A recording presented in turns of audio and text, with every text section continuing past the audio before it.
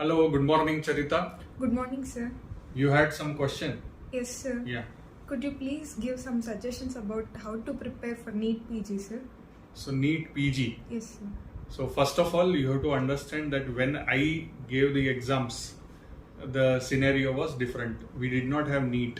Yes. We had something called as All India, AIMS, PGI, NIMHANS, ZIPMER, so on and so forth. All the exams were separate. Okay.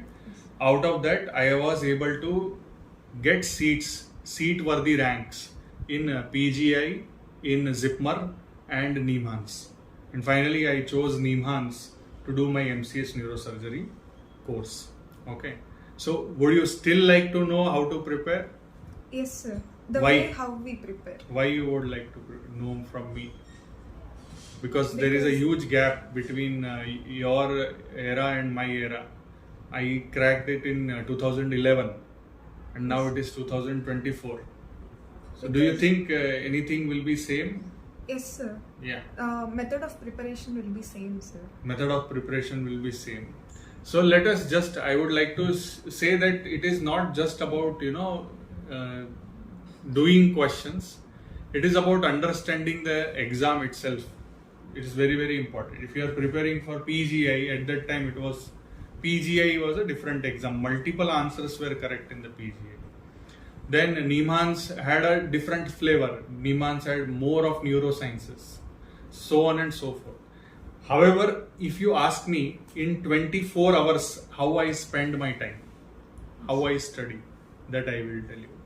Another thing is, there is something called as physiological synchrony we have to create. What is synchrony? So this synchrony will come when you are not becoming anxious when a question paper arrives to you. That anxiety I removed from my routine. How? How did I do that? I solved question papers every day. I used to sit as if exam is going on every day. So every day I will solve 200 questions or 300 questions like as if I am sitting in the exam mock test. That too, synchronization was at the level where I was fixing the time like 9 to 12. That was the common timing for the exams generally.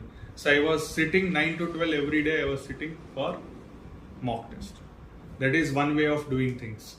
And within 80 days, I had solved so many questions, some 16,000 to 18,000 questions I had solved. And because of that sitting, I was never feeling anxious on solving questions. That is one.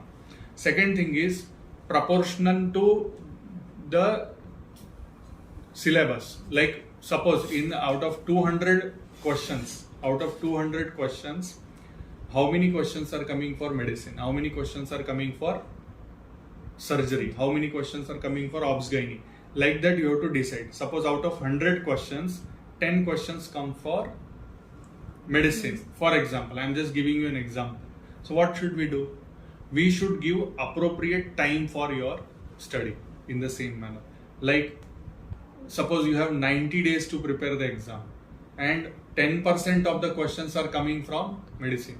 So out of 90 days you prepare medicine for 9 days. You understood? This is the proportion which we are talking about. Another thing is, do not exhaust yourself too much. So I used to take 45 minutes study and 15 minutes rest. 15 minutes rest means complete rest. Like I used to close my eyes and I used to just lie down. Nothing I will do, I will not even think. 15 minutes I will reboot myself. So next 45 minutes will be very, very intense in study and I will be able to focus. Okay. Sleep is extremely important. Exercise is extremely important.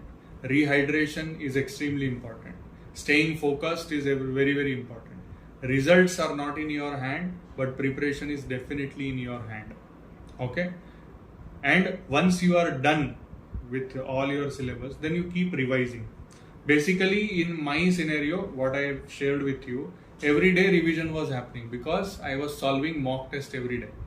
Solving mock test every day is like, charging yourself. And then in that same process, whatever questions were wrong, I was picking them up and I was noting them down in a register.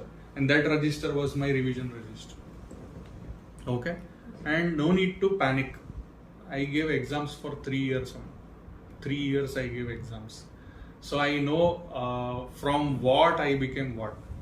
I was very anxious to start with, but then over a period of time I learned the art of giving exam, and I removed anxiety from my routine. That is most important aspect. Another thing is what you want to do in your PG, that you have to decide, and depending upon that you should fix your goal rather than trying to do something without fixing any goal. Clear cut goal is important. For example, for me neurosurgery was the goal. Then as I refined my goal, I became more successful. Like that. Okay?